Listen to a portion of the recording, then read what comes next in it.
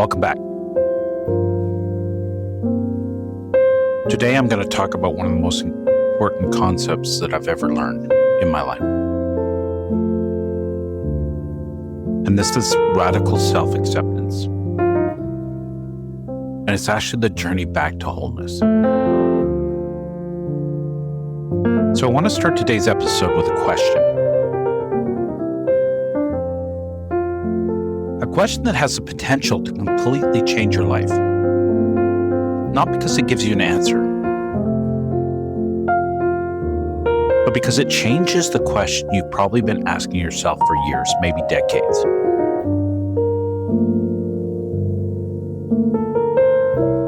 You've been asking, how can I fix myself? How do I become better? How do I get rid of the parts of me I don't like?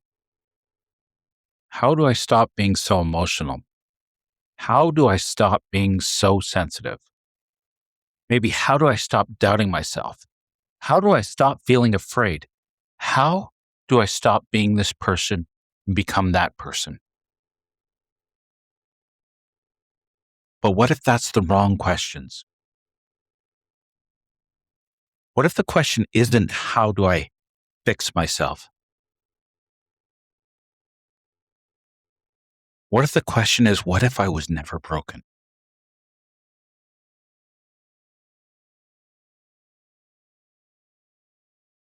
Really sit with that. Because if it's true, it changes everything. What if your life isn't a collection of mistakes?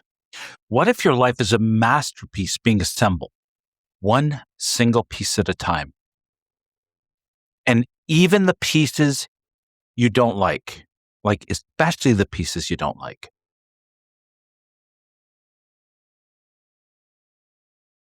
What if the problem is not the thing, but it's the way we relate to the thing?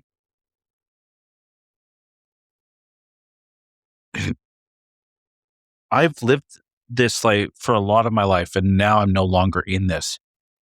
But we have a war going on inside us, many of us. Most of us are living a sort of civil war, a war no one will ever see from the outside, a war between who we are and who we think we should be. It's an internal conflict.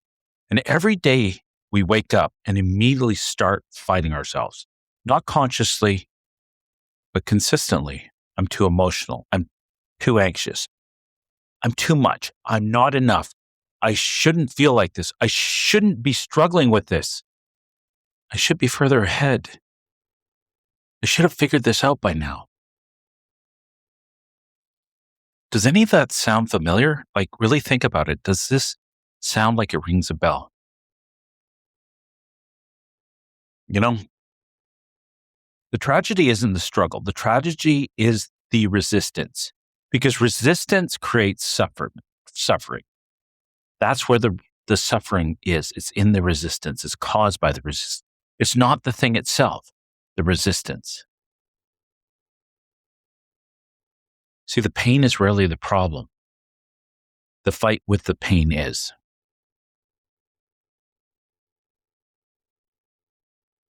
And this is so evident to me because something terrible happened to me when I was a child. And I was living this life where I absolutely hated that happened. And I was so angry, but I had this thought in me that I shouldn't be angry, and that I understood that resistance causes persistence. I learned enough to be dangerous, right? I learned that, the fact that I'm resisting and angry about this thing that happened in my life was the one thing that was keeping it as a problem. I saw this as a problem.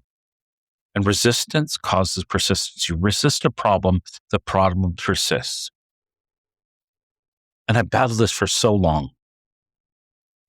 And I don't even remember how I came to the understanding or the conclusion that, yes, the truth was anything I was resisting in my life I was causing it to persist. Yet I just couldn't accept it. And I was angry about the fact that I was angry about it too. So it was double resisting it, double giving it this energy to persist until I finally decided one day that the only true path to freedom from this was to allow myself to be angry about it, to quit resisting being angry. And man, was I able to get angry. But I'm not good at getting angry around people. So I'd have to go somewhere. And I remember I drove all the way up this long, windy road, rage driving all the way, got onto this beach. It's raining, the wind's blowing. And this massive Long Beach. It's actually called Long Beach um, on Vancouver Island. And I'm yelling and screaming and swearing at God, stamping my feet, so angry. And I went on and I decided that I was allowed to be angry about this for the rest of my life if it needed to be. And the funny thing is, when I stopped resisting being angry about that, something shifted inside me eventually. And I realized because I've felt great pain in my life, that's why I cared about people. That's why I wanted to help people. Like, you see, being through tough things gives you the awareness and the understanding of how it feels to be that way. You kind of have a choice. You can use that to be angry at the world for what you went through, or you can use it as an understanding, create empathy through it. So when you see another person hurting, that you want to be there to support them because you know how it feels. And over time, I realized that I like myself. I like that portion of myself who really, really cares about people. And so the anger started to dissipate. And the funny thing is, became more caring about people, more wanting to make a difference. And as that I accepted it more, it became stronger. It came to the point that I really loved who I was in the area of caring about human beings and wanting to make a difference. And I understood that, like, although the incident itself, um, I didn't like what happened, but like what came out of it was beautiful. And I realized at one point that I was a really great person who really cared about other human beings. And I wouldn't change that. And it came into my personality even deeper. And like literally, my whole life is about caring about people. My work is about caring about people. All this that I do with social media, with my podcast, it's about trying to help people. And the truth is, I do understand I can't take away another person's pain, but I'm blatantly aware that I can make sure they don't feel alone when they are in pain.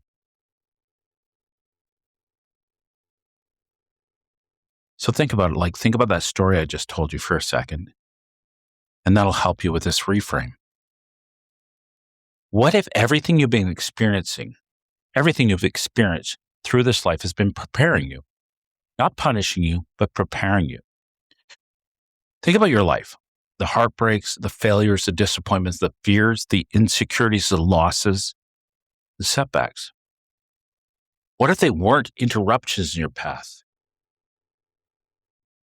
What if they are the path?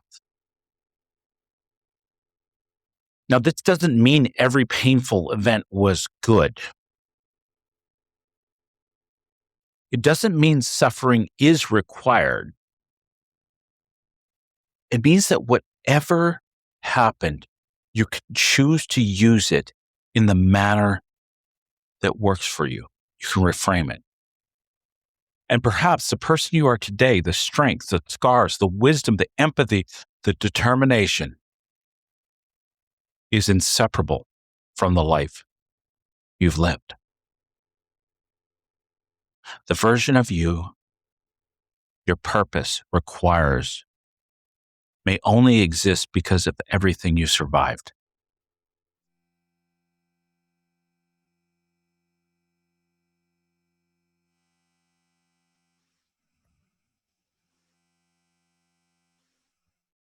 And this is the resistance creates persistence that I'm talking about. And it's a simple principle, and I've seen it over and over again in life. What we resist tends to remain. The more we fight it, the stronger it seems to become. Think about anxiety or fear, insecurity, grief, self doubt. When we say, this cannot be here, our energy becomes consumed by fighting it. But something remarkable happens when acceptance enters the room. And understand that acceptance doesn't mean surrendering. And acceptance doesn't mean we like it. Acceptance simply means acknowledging the reality. And reality has an incredible power. Acceptance doesn't make you weak. Acceptance stops you from wasting strength fighting reality. And what if the thing you've been wrestling with for years isn't asking to be defeated? What if it's asking to be understood? Think about that.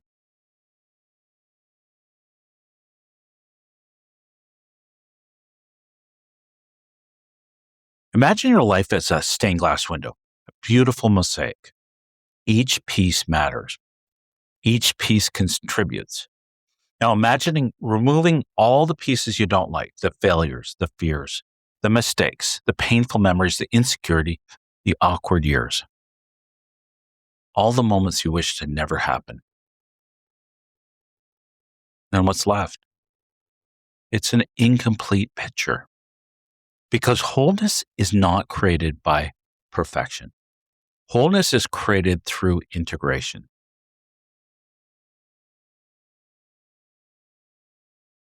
You become whole when every piece gets a seat at the table. Not because every piece is perfect, but because every piece belongs.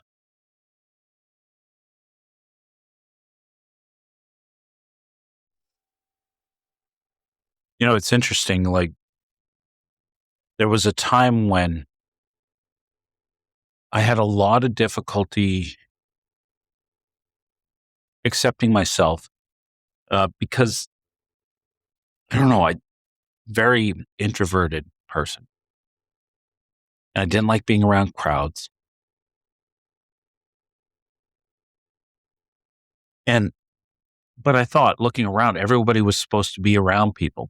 So I'd force myself to be around people and dislike it the whole time and feel uncomfortable. And eventually, I started isolating myself from everybody because it was so uncomfortable being around people. And yet, I'm looking around thinking I'm supposed to be around people. And then there came a time in my life when I realized that, hey, you know what?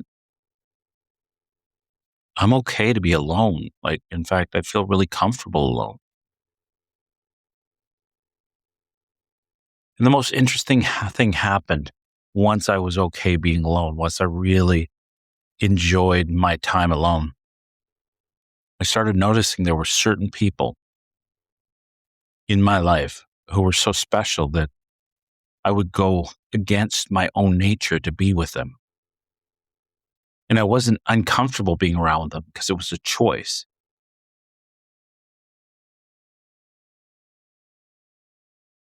So let's talk about radical self acceptance as a framework. First off, we stop asking, why am I like this? And I say this a lot of times, but I think this is the best question. Every time you have a why question, why am I? Why did this happen to me? Why am I going through this? I think the best question to switch this to is, and it's number one, step one in this framework. What might this be trying to teach me? If you go through a number of painful things, maybe it's trying to teach you empathy and compassion. Maybe if you get disrespected a lot, it's trying to teach you to create boundaries. Step two, replace judgment with curiosity. Instead of saying, I hate this about myself, ask what purpose might this serve, right? What purpose might this serve? Step 3, thank the trait. See, even if you don't fully understand it, thank it because it's developed for a reason. It's working on teaching you. It's designed for your future. If you can incorporate it, if you can accept it, you can bring it back into you. You can more fully become who you're meant to be here. And step 4, integrate, don't eliminate. See, you don't need to destroy parts of you. You just need to understand them. You need to embrace them, accept them, understand them, learn from them. You ever heard the quote, the lesson will circle you until it's learned?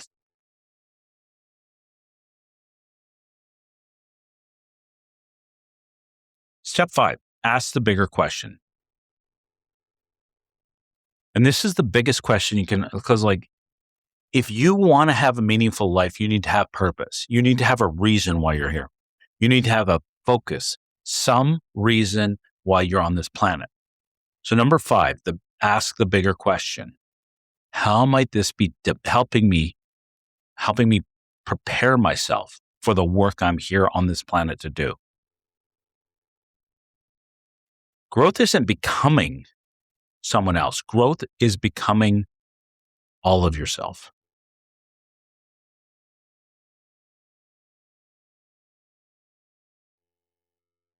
I want you to imagine something. Imagine meeting every single version of yourself, all lined up in a room. The scared version's there, the insecure version, the heartbroken version, angry version, the embarrassed version, the grieving version, the confused version. The version who made terrible choices, the version who didn't know what you know now, the version who stumbled, the version who failed, the version who hurt, the version who cried, the version who almost gave up.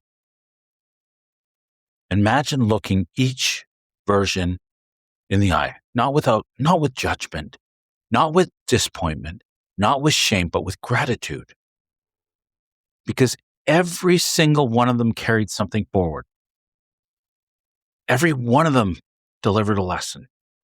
Every one of them handed something to the next version until eventually they all handed it to you. The people you used to build the person you're becoming.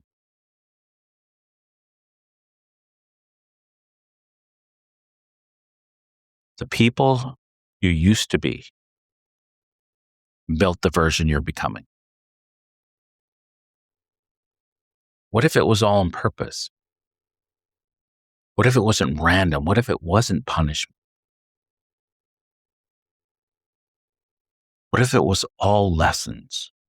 What if we could step back and not take it so personally? I was talking to somebody recently and they're talking about they're very anxious people, a person, and they feel deeply and they were making it wrong. And I was like, wow, what a beautiful life to be so passionate about life, to feel so deeply, to experience the fullness of life, because a lot of people don't do that. You see, some of the things we look at as a detriment are actually a gift. It's like I said, it's not the thing that's the problem. It's our relationship to the thing that's the problem. So what if you stopped fighting yourself today? No, not forever, just for today. What if you decided, I don't need to be perfect to be worthy? I don't need to be healed to be valuable. I don't need to eliminate every flaw before I can live my purpose. What if the journey isn't towards perfection? What if it's actually about wholeness? And what if the whole thing begins with acceptance? I think of two visions when I think of this. I think of, you see, almost a medieval scene in a cobblestone road. coming up to a hill in the sunset. And as you look up the road, you see a sword and a shield lying on the road, and gauntlets and arm guards and breastplate and all the armor that you built up around yourself to protect yourself. And at the top of the hill, stepping into the sunset, is just you. No more armor, no more battle, no more fighting. You, wholly you. No more separation. You're on the path, heading towards your purpose. And the other vision I always have is I imagine that we're walking around with all these broken pieces. And we want to get rid of all the broken pieces. Like, we don't see the beauty in every single piece. But the only way we can be whole is to pick up every single one of the million broken pieces of ourselves and hug them back into ourselves and reintegrate every single piece, because they're all necessary for what we're here to do.